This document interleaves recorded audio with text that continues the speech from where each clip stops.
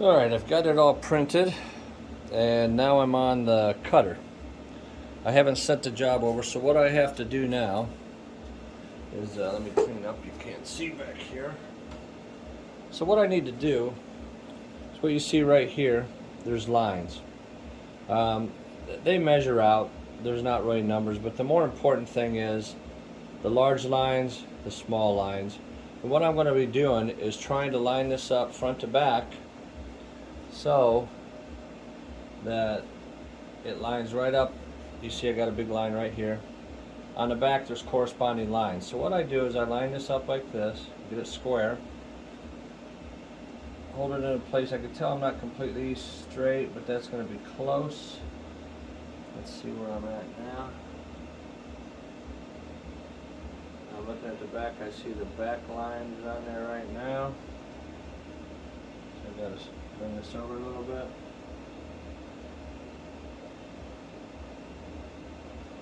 You want it as straight as possible. With this machine, if I don't get it in there exactly straight, it's going to follow these marks on here, registration marks. It's going to know if I got it straight or if I don't have it straight. So now what it's going to do is just measuring how wide this is. As soon as it sees that that white's not there anymore, it's going to come on back. And I kind of watch here as this is doing that. It's moving a little bit, but what you'll see, I'll set this up and scoot it up some right now. Because the more important part is when I send the job over here, it's going to go across, read all these lines. It's going to know what the job is from this barcode. It's going to come in and find all the registration marks all the way around this, back to there.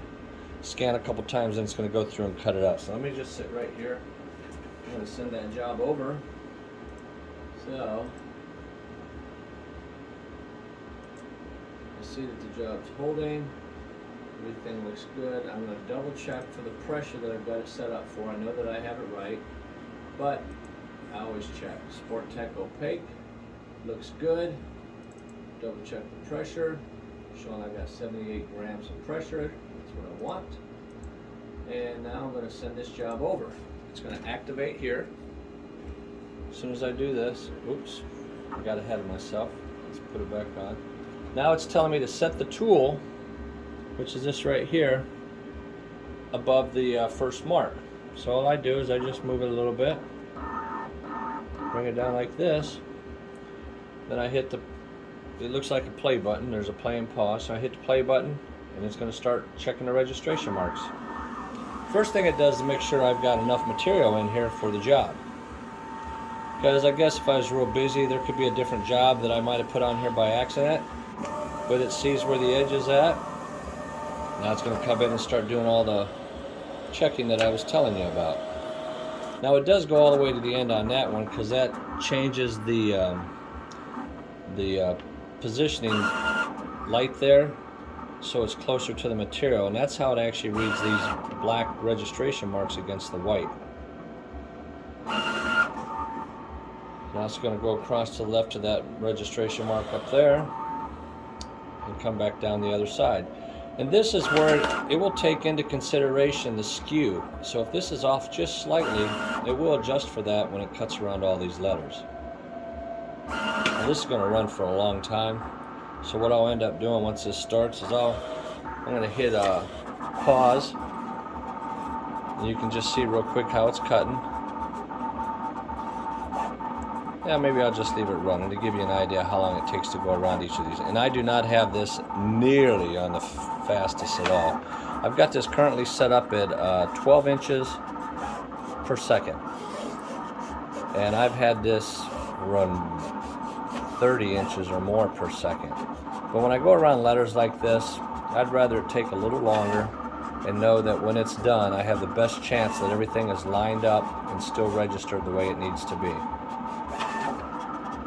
But having the 4 pins, or the 4 leg wheels that you see here, that's going to help ensure the integrity of the left to right as it's reading. And when this gets done, what I then have to do is I have to go and weed all this white off And what you don't see here, there is some white that's around the S, L, and the E, and little borders around these other ones. So it's going to give it a two-color effect, even though I only printed the one color pink. So it will take some time to weed out all the interior letters inside the O's and the R, any of those letters that have the interior like that. And for this one, I only see the O's and R's. So to make it easy for me to come back in, weed all that out, put a mask on it, and then I'll be able to put these right onto the t-shirts and hoodies that the customers order. This unfortunately has been a long process. This material was out of stock for quite a long time due to all the shipping delays and supply delays. So it came in, so here I'm doing these all, and I've only got to do a total of 8 pieces. And like I said, this works out really nicely to have a nice design on the back of a hoodie.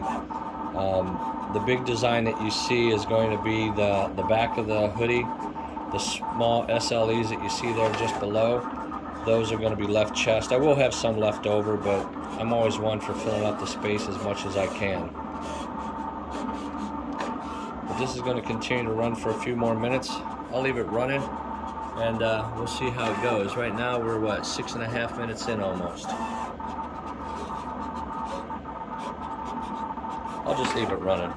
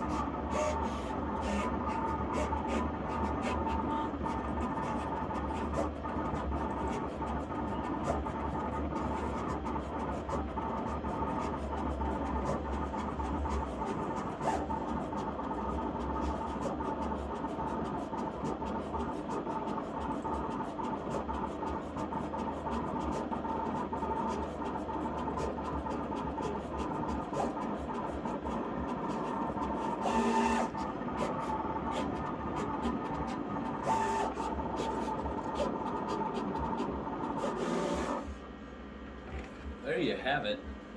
That wasn't so bad. I'm looking at my total time of the recording. It's sitting at 19 minutes right now, and that was including setting up and talking and everything.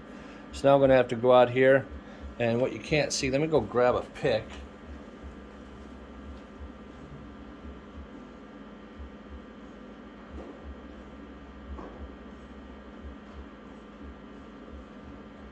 And the first indicator I'm going to do is I know where the letters are basically. It's just outside here. I can just faintly see a line right there. So what I do, I come in and just pick up, and that's the indicator. Now you figure I went almost 4.5 feet top to bottom, and this is what you want to see, that this line, look at that, it is dead on. So that's peace of mind for me, knowing that if this is on all the way at the very end, that all these are going to be on as well. And I'll just come in here like this. Look at that. That's the precision that this cutter has when you go in there and you cut. So now what I'll do is I'll take this off the cutter, I'll go out to my table, and what I'll do is I'm going to go and weed all this out, and maybe I'll set up and do a little camera recording for you there so you can see how easy this material is to weed. Thanks for watching. I'll go ahead and switch this off, and I'll try to set up the camera out there and see what we can do. Thanks.